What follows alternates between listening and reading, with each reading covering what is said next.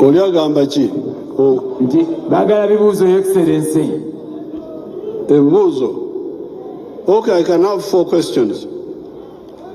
Omukulembeze akkiriza obbawayo ebibuuzo 4 oba 5 oba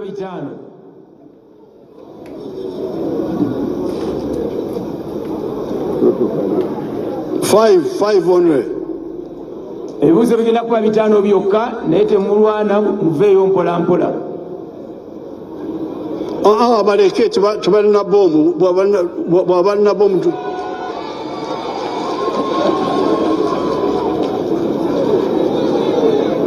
Agenda okubuuza yanguwako bambi akadde abo 2 omukulembeze yasabye 5 n'omuwala twagalayo abawala 2 muteekemu ku bakyala 2 bannaaye gender balance.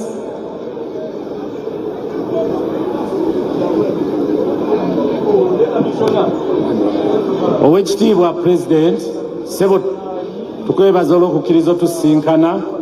Nkomyewo nze John Kabanda President wa Federation y'Abasubuzi.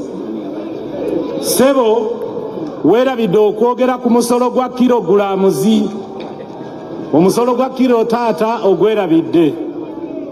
Ekyokubiri ogwa kilo njagala kwekenenya why they are insisting on the kilos kubanga jukira olutalo lwetuliko kwe kulwana ku factories zaffe wano. So I don't know why they are insisting on the kilos. It must be, we shall find out. When we meet, we shall find out.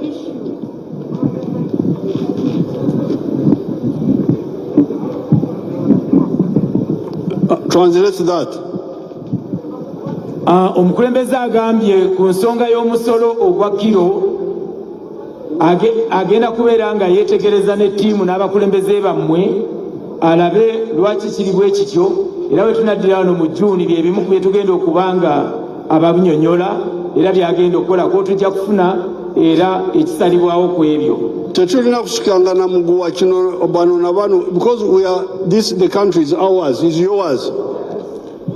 Abasubuzi omukulembeze abagamba tuleme kusigagananga muguwa nti kino kiri kwayina eggwanga lyaffe ffenna era ggwanga lya ffenna.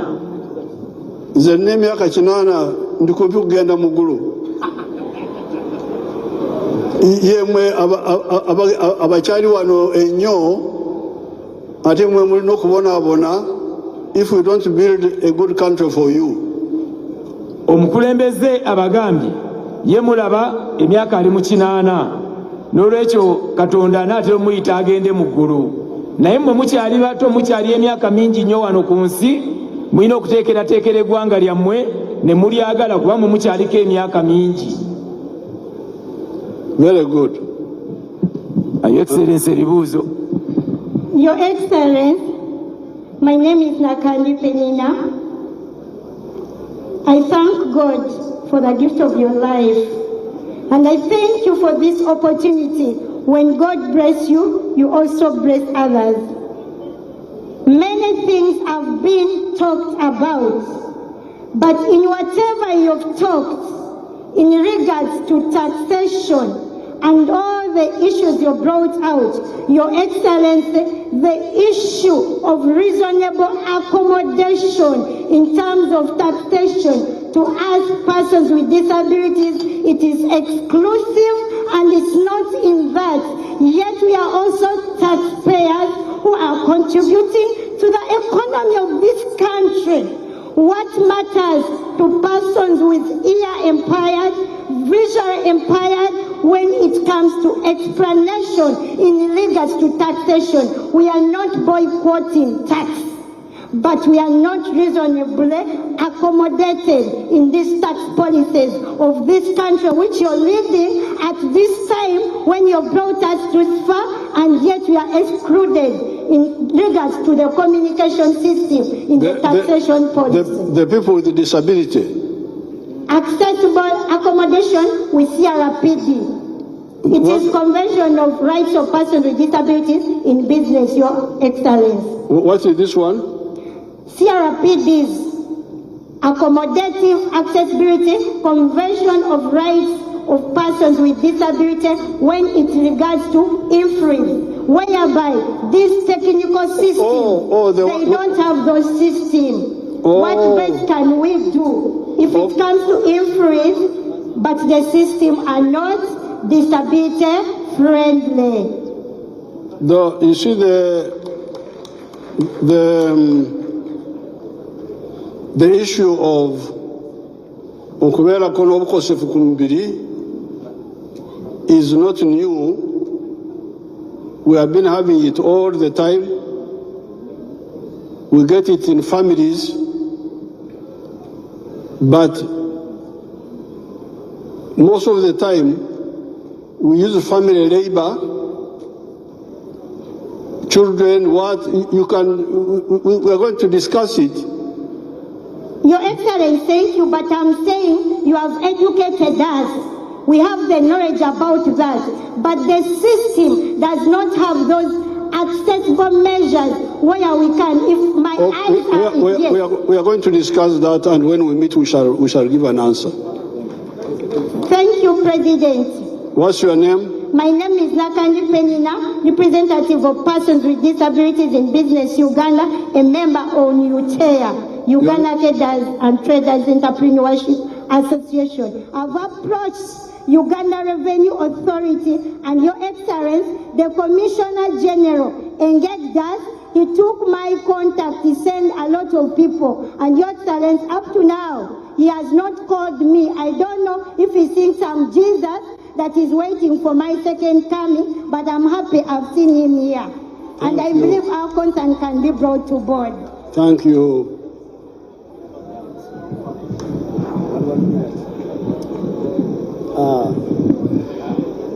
His Excellency, amanya mpitibwa Haji Hussein Kul, enzo mukubatabani ba activity mise Masakao, nenge biri mwanjukolera mu kibuga Kampala. Ensonga His Excellency mbadde na nnyingi naye ndowooza kansoke nzifunzeemu kati nisoke nzire kweno ensonga y'okusaka. First of all, nze mwennyini natandika emirimu mpolampola nga ntandika n'okutembeya empale zange 5. Neva ku mpale 5 za jeans nga wezitembeyatembeya nenzira ku kijinga kwentundira. Wakati mu kunyizigizibwa State Council ngekwata wero n'ekusiba enkya n'ovaayo n'okomawo bw'otyo ne weerwanako.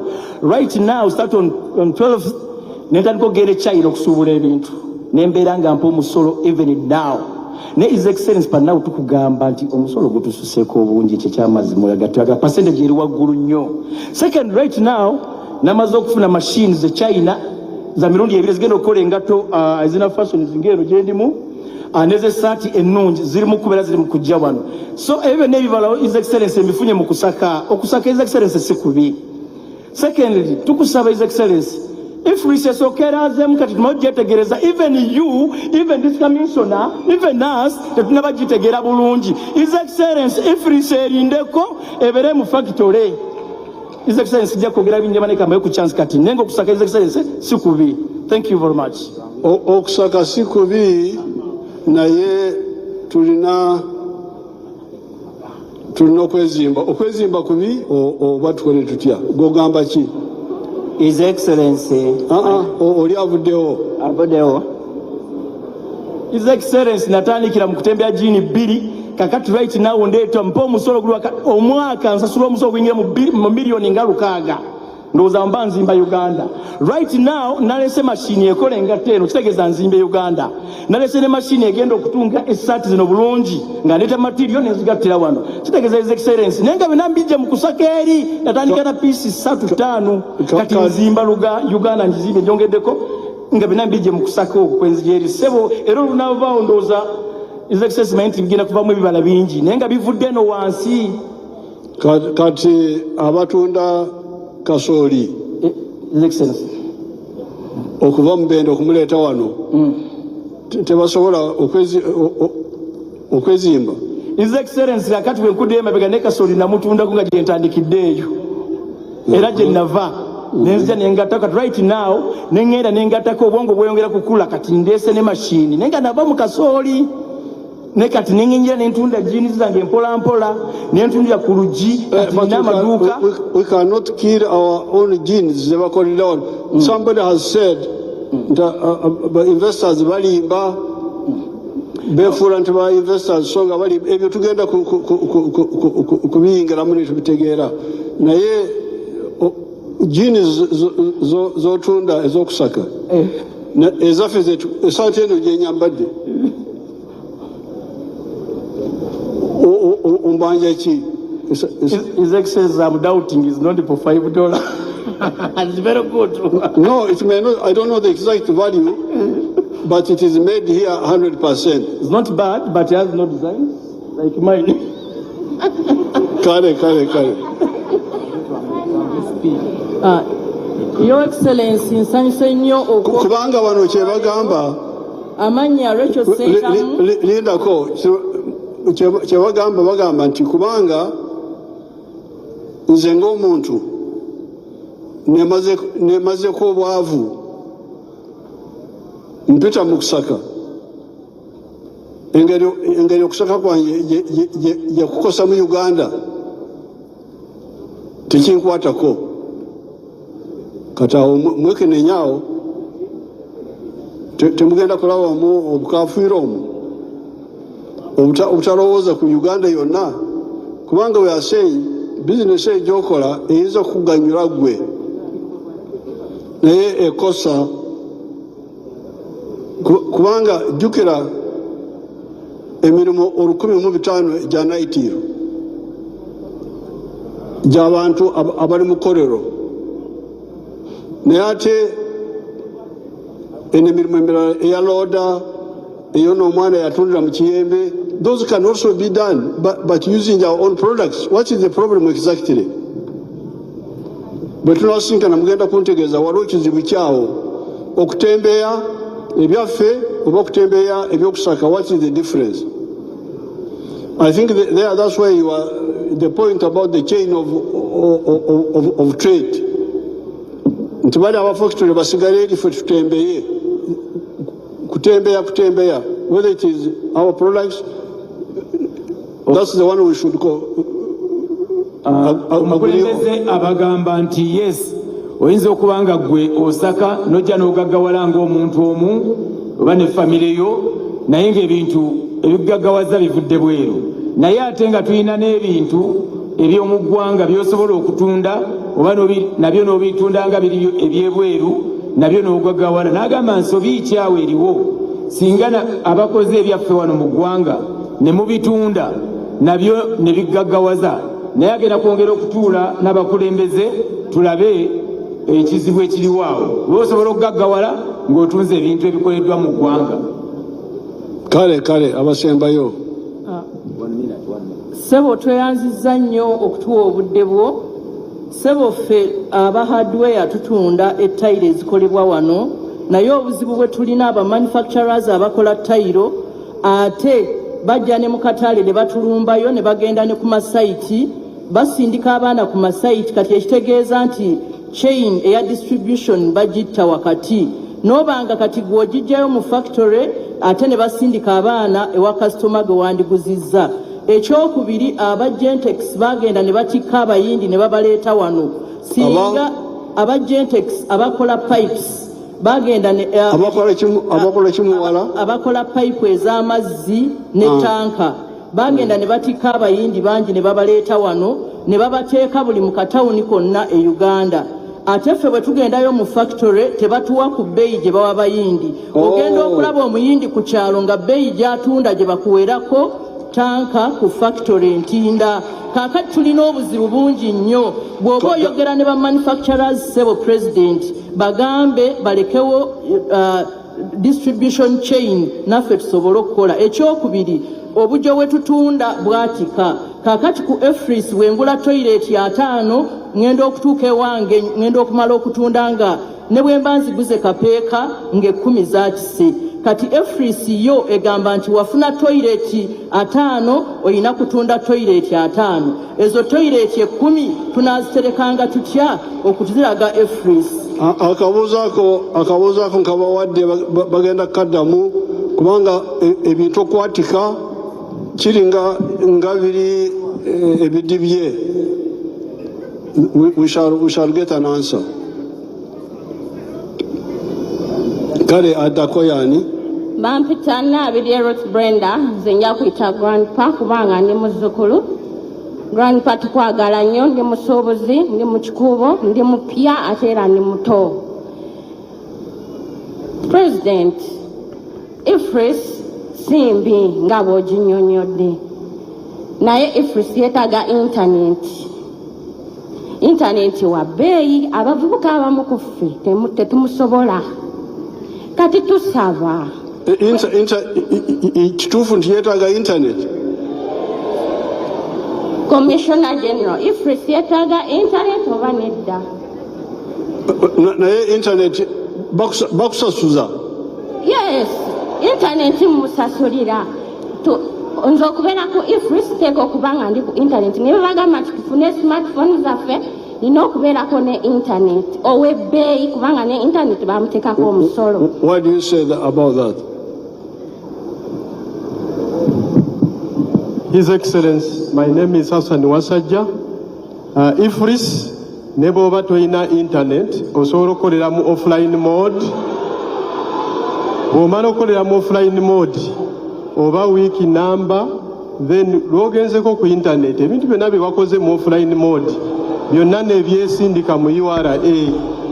His Excellency. Okay, tugenda kutekenenya bwe tunaddamu tugenda kukiddamu. Okay. You write these points which they are raising so that we answer them. Ne offline mode bajja tunyonyola oba ku simu ze batugamba esobola okukola kye tutasuubira. We shall study that muzukuru. Okay. N'ekirala, grandpa, nze ndi wa cosmetics, bizigo, perfume, creams, lotions, it has quite a variety. And we are limited here with our manufacturing. Personally, I have a registered company. I would wish and I want to become a manufacturer. Oh, thank you. Wewe muzukuru, you muzukuru dala. Yes, Miss. Abazukuru bakolera amanyago. Nabidye Ruth Brenda. Company name Hulen Traders Limited. Era jaja ngenda kubeerako meeting nino kujja kubanga netaga support. I need a factory because I have interest in cosmetics. I will support you. Thank you very much. Kale Nabidye. No, amazina ganje ninyere namukasa Gertrude. I come from Machindye Sabagabo. Obunkulugo Machindye Sabagabo, I had a complaint that they don't have the daily market. They need the daily market to get what to take to take the children at school. They don't have money because you have taken the increase. That increase, they don't have where to look for money for that increase. And they don't know the increase. Intubakumanya aibakwenda kuiha that increase. Hati mwenu. Bahab. Abo Machindye Sabagabo abo kuba tubine katale nibenda katale. Era bantuma. Akatale kata. Akatale ka daily market. Akoguze ebintu byabo abo kuba ebintu byabo nababiguliza omuhanda. Babiguliza omuhanda kesisi eja eshuka ebintu byabo omuhanda kandi batine. Minister Kabanda, can you understand this? The Minister akyetegereze aja kinshobora ndebe okustrike twice. Minister Kabanda, uyu mwana ono yogere naye. His Excellency, I want to thank the Lord to come to you. Era nga njagala okwebaza. Minister Kabanda, so amanya gange Mr. President bampita Isiko Regan Ashrafu ngambira Busoga Kamuli Isiko Regan Ashrafu ko olusoga ndwenda ino olusoga olwenda ino zena mbende ina abanyankore. So muzeyi ekintu kyokka kyenjagala okwogerako y'ensonga ey'okujja ebintu ebweru n'ensonga ey'okutuyambako ngaffe bannayuganda abatandikawo bizinensi. emabega eyo wayogerako ku mulamu ogw'okugyawo engoye enkadde okuyambako ku bannayuganda okulwanyisa engoye enkadde olw'okulwanyisa obulwadde obugira mu ngoye. Naye nze ndi mu ngoye era nga kampani yange bagiyita Scotch Investment, nga kampani eyo nagiregistraringa ne mu URA, era nga kampani eyo ekiruubirirwa kyayo ebadde yakujjanga bintu bweru okusobola okubijja London, New York nekoleyo okubireeta muno mu Uganda. Naye nenda abantu tugenda spendinga sente nyingi nnyo nga wokyogeddeko, omuli ennyonyi n'omuli amaato agagenda okusobola konteina okuzireeta eno. Naye His Excellency nze nkisanyukidde nnyo wookonye ku pointi ey'okubeera nti bannayuganda tusobola okubeera nga tukola ebintu byaffe. Naye nze ekibuzo kyange kiri bwe kiti, muzeeyi, era nga nze nange ndi musanyufu okubeera nga nyambala olugoye lwenkoze mu ggwanga lyange. Kinsanyusa nnyo amaanyi okubeera nti wendutunda mu nsi endala, ensi endala nezimpagira, nange kiba kyebala nti Uganda tugyongeddeko value ey'amaanyi. Naye muzeeyi ekisooka sirina mashini, sirina motoka zisobola kutambuza bizinesi zange ezo. Kati, that's why your organizations of your leaders we work, we see how to empower you so that you can have some money, like the Emioga money, where you borrow at low interest, you pay back. But Excellency, tufunamu challenges nti niwe tuba tugenda okusaba bannaffe ssente, process zibeera mpanvu nnyo n'abamu ne batuwambya ne twagala nnyo okwagala okwejja mu bwavu. We shall discuss that. It is true. Bano abakozi ba gavumenti tebafaayo. Omukulembeze tayagala byonezo bino bikakali, naye wabula ayagala system ya IFRIS, ayagala issue oba ensonga ezireeteddwa wano nti singa ebintu ebyo bidibye omusuubuzi agenda kukola atya. Then there was the issue of standardized valuation. What is the problem there? Wabaddewo ensonga eya okwawukana mu standards. Nsonga ki eriwo ng'abantu bagambye nti tewaliiwo standard, wabula buli omu omusolo gwasanga gwasasula. And that the tax officials are corrupt, they come to nti n'abamu ku bakozi b'ekitongole ky'ebyemisolo balyake bali banguzi. But you are the ones who preserve them. Why don't you tape record them and we arrest them? Naye bantu mmwe nammwe muyambako okubafuula nti bali enguzi, kubanga mwandibadde mubalikodinga nga babajjako ssente ne tubakwata. Cut the standardization of value. Ensonga ya standards, Commissioner General. Your Excellency, the issue of standardizing values, we are trying to do research so that we continue to standardize. There are items where we have standardized values and taxpayers do not have to guess how much tax they will pay. Items like motor vehicles. Even in the areas of textiles, there are some items which we have standardized. But Your Excellency, it takes a bit of time to do up-to-date research that can give taxpayers a fair value. So we are working on that. But Your Excellency, as you have said again, it is very important that our taxpayers help us deal with the issue of corruption. Because we have... No, but why should standardization of value take so long? What is the problem? Your Excellency, the main reason is that there are simply too many items under the HSC code. Because if you look at an issue like textiles, there are more than 500 different items under textiles. So to have a reliable value for each item, it takes a bit of time. But Your Excellency, we are working on this and we want to promise that by the end of this financial year, at least the key imported items will be standardized. But why would it take so long, even if there are 500? Now, Your Excellency, I have a commissioner for customs here. He can come as I answer and give me reinforcement, because I've been also struggling to get that work done as quickly as possible for all items, but they are the experts in World Customs Organization rules. There are different options that you use to reach at the value, and the first option is the invoice value. But the invoice can be false, but to know from source, yes, sir, that a shirt like this is so much, this one here, no, from source, from the factory. Your Excellency, that's the ongoing work, and many times... It should not be ongoing. Why should it take so long? Let me ask the Commissioner Customs to explain what is involved. Your Excellency, my name is Abel Kagumile, Commissioner Customs. Indeed, it should not take long. We started working with Casita and the associations. Most of the items that they import are already downloaded on our website, and they can testify all the values are captured. The remaining few items are the ones we are working on with the traders, Your Excellency. Working on, how long does it take? It shouldn't take long because the items we are working on are now electricals. But for textiles, garments, we have already captured that on our website.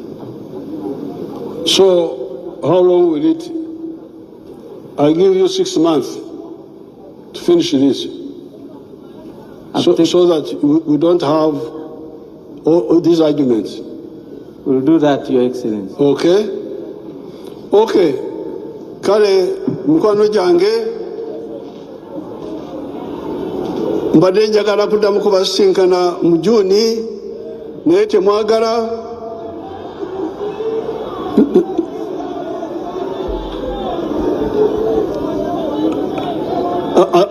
Ab'empisa mbi bagambye nti baagala kusinkana. Nze ne mbagamba nti Katonda gy'ali. I have no problem. If you don't want to meet me, I have no problem. So, omwezi gwa Juni ennaku z'omwezi 2 tubeere wano. Then I should have met your leaders. Njagala mwena mubatizibwe, muve mu kusaka, mwenyigire mu kuzimba ensi yammwe. By the time we meet, wetunasinkanira mba maze okuddamu okusinkana abakulembeze bammwe, mbaweereze action plan. Tukeziganya action plan. Karuba banyankoro mulimwe ate abamanyi Oluganda okukyuka mu Luganda nibakweta ki? Okukyuka omwana bw'alekerawo okwonka bakyogera bati amalyango bakiyita okukyuka. Abaganda bakiyita batya? Okuva ku mabeere. Okuva ku mabeere. Kati njagala muve ku mabeere g'okusaka. Ninyananga mukyuke mulidde mu kusaka mwombeke ensi yanyu. Ebyokukola weebiri, okulima n'okulunda, okukola obusuubuzi, ng'obwona omwana abadde wano omwana waffe Omuteeso kati atunda bya mukwano, ne wabawo okugula ebikalu kubijja mu kyalo kubireeta wano. Now the final one is the VAT. Omukulembeze abagamba nti ekisemberayo ddala gwe musolo ogwa VAT. It is true that the VAT is paid by the consumer. Kituufu nti omusolo gwa VAT gusasulwa oyo asembayo okugula ekintu, akozesa ekintu.